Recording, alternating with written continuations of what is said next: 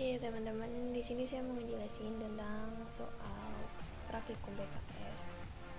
Soal tugas praktikum BKS di minggu ke-9 tentang for. Dan soal nomor pertama ini. Nah, di soal nomor pertama itu kan dijelasin bahwa kita diminta untuk menghitung penjumlahan bilangan. Bilangan itu mundur dari n sampai 1. Nah, n itu adalah bilangannya. Dengan syarat yang dijumlahin itu hanya bilangan ganjil. Nah, ini contohnya misalnya input 6, maka yang dijumlahin itu cuma angka 5, angka 3, sama angka 1. Karena dari 6 sampai 1 itu kan yang bilangan ganjil ada 5, 3, sama 1. Nah, sama diminta di-outputin hasilnya. Nah, maka dari itu kita di sini bisa tulis yang pertama itu kita deklarasi variabel buat nampung nilai yang akan diinputin oleh user. Nah, di sini saya tulis variabel dengan tipe integer, variabel n, kemudian variabel buat menampung hasil penjumlahan. Di sini saya tulis integer sum, karena yang dijumlahin hanya ganjil, buat nandain aja buat kita enak ingatnya. Saya tulis di sini sum ganjil sama dengan 0. Nah, ini inisialisasi nilai awal sum ganjil itu masih 0. Kemudian yang pertama adalah pengguna bisa inputin sebuah bilangan. Bilangan itu yang ditampung dalam variabel n.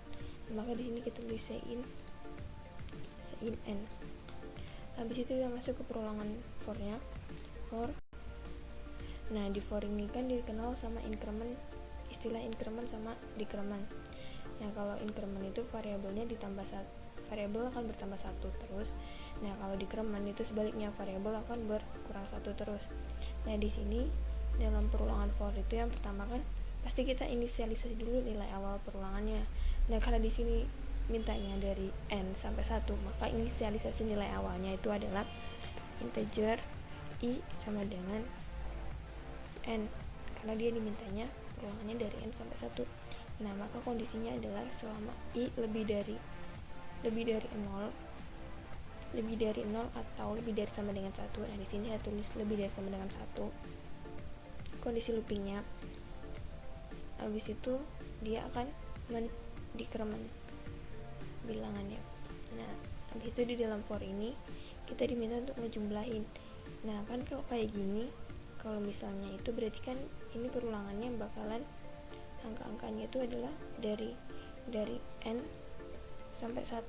Nah, misalnya n-nya 6 kayak gini, berarti kan otomatis dia bakalan 6, 5, 4, 3, 2, 1. Perulangannya sebanyak 6 kali dari angka 6 sampai angka ke 1. Nah, karena yang diminta itu adalah bilangan ganjil, maka di sini kita cek i-nya. Buat ngecek bilangan ganjil seperti yang udah dijelasin sebelumnya itu pakai modulo. Nah, bilangan ganjil itu kalau di mod hasilnya 1, maka kita di sini taruh fungsi if i modulo 2 sama dengan 1. Kan kalau bilangan ganjil dia di mod 2, sisa bagi hasil, sisa baginya adalah 1. Dia hasilnya enggak 0. Nah, kita tulis di sini if i modulo 2 sama dengan 1, berarti kita jumlahin sum ganjil. Nah, berarti sum ganjil sama dengan sum ganjil plus i. Sum ganjil plus i. Nah, habis itu kita tulis di sini. Nah, outputnya tuh dimintanya kayak gini kan, ada angkanya keluar yang dijumlahin itu. Maka kita tulis di sini if i sama dengan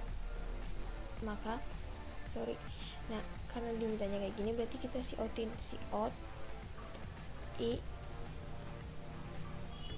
plus titik koma. Nah, tapi kalau kayak gini nanti outputnya nggak kayak gini. Maksudnya dia tandanya akan terus plus sampai yang 1 tandanya kan plus. Itu cuma masalah output. Itu masalah outputnya. Nah, di sini juga out sum. Nah, kalau kayak gini nanti bakalan keluarnya jadinya, kalau misalnya ini 6 jadinya 5 tambah 3 tambah 1 tambah 9.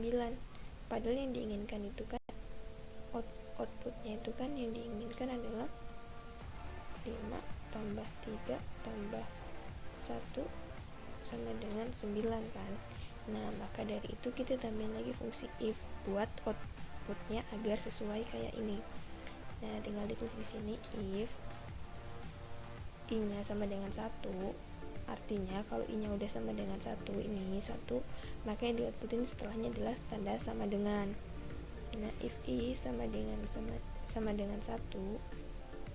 maka out i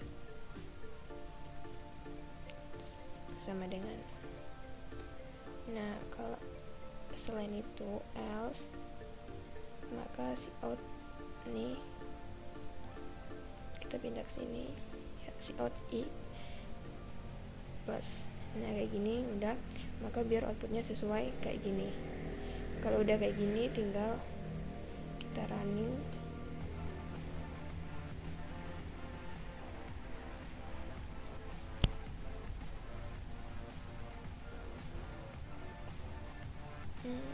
Belum, apa yang salah?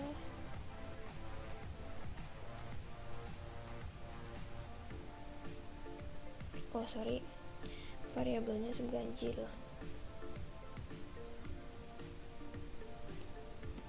Nah, udah kita compile, kita running. Nah, kita nih contohnya ya, kita sesuai ini masukinnya 6. Nah, kalau yang akan keluar adalah 5 tambah 3 tambah 1 sama dengan 9. Nah, kayak gini kita sesuaikan. Atau mau dicoba lagi, misal nih punya 10. Nah, maka ini keluar adalah 9 tambah 7 tambah 5 tambah 3 tambah 1 sama 25. Nah, fungsi if yang ini adalah buat ngeluarin ini dari 1 sama dengan, terus sum 1 sama dengan. Nah, kan karena sumnya itu kan dikeluarin di akhir, jadi tinggal dikeluarin di keluar for-nya aja. Nah, habis itu kalau yang ini dia akan outputin dari angka 9 ini sampai 3 ini sama tanda plus ini. Nah, gitu. Udah sesuai. Nah, sekian. Semoga membantu. Terima kasih.